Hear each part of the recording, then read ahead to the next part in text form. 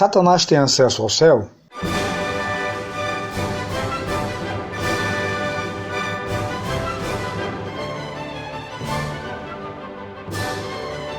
O livro de Jó é, ao meu ver, um dos mais profundos do Antigo Testamento, pois trata de temas que não são encontrados em nenhum outro livro da Bíblia Sagrada.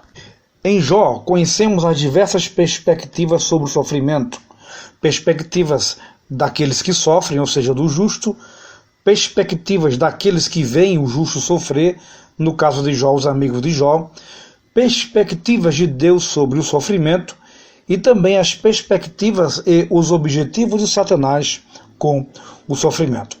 Mas vamos à pergunta que interessa. Satanás tem acesso ao céu?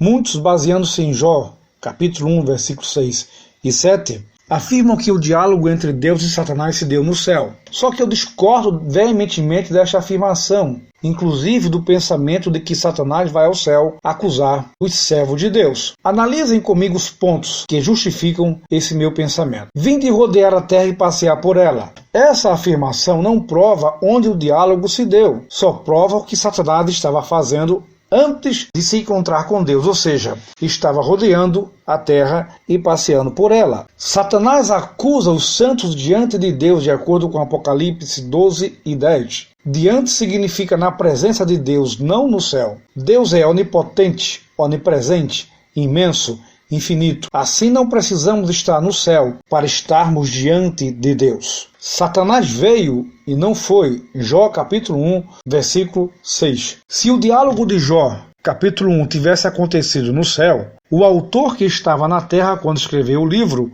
usaria o verbo ir e não o verbo vir. Vejam bem como ele disse: no dia em que os filhos de Deus vieram, veio também Satanás. Ou seja, o diálogo entre Deus e Satanás não aconteceu no céu, mas na região onde o autor se encontrava. Se o céu tivesse sido o palco do diálogo, o autor escreveria assim: no dia em que os filhos de Deus foram, foi Satanás. No céu não entra pecado. Satanás foi excluído do céu pelo poder de Deus, pois ele tentou ir ao céu destronar Deus. Depois que Satanás foi lançado por terra, impedido de ter acesso ao céu, ele perdeu todo o direito de retornar para lá. Pelo menos não há nenhum texto na Bíblia que indique que ele tem acesso ao céu. Seria uma afronta à santidade e à autoridade divina Satanás ter acesso ao céu. Para entrarmos no céu, precisamos nos santificar. Por que Satanás teria acesso? Se isso fosse possível, ele teria que ir ao céu milhares, talvez milhões de vezes, todos os dias, para acusar os santos, pois há milhões de servos de Deus que cometem falhas diariamente. Para ele ir ao céu